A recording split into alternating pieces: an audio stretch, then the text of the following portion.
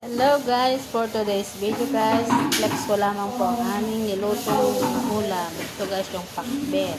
At syempre ito po yung gulay ng buro. At meron din kaming pritong hito.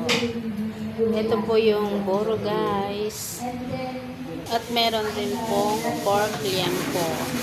Yan. Yan po guys yung aming pinakbet. So, sarap. Siyempre, meron pa dito. Ayan. Para po ito guys sa aming mga bisita.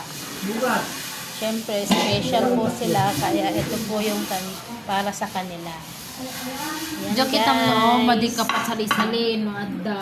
Ready na po guys ang aming ito po guys yung kanin. So, di ba ang dami? Ready na po.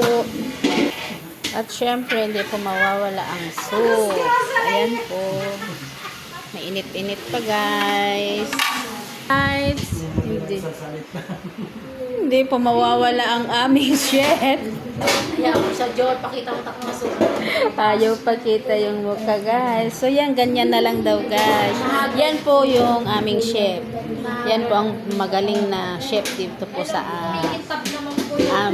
Dito sa pagbabago. So, yan lamang po, guys. Ayaw niya ipakita talaga yung mukha niya kasi ayaw makita nung darling niya.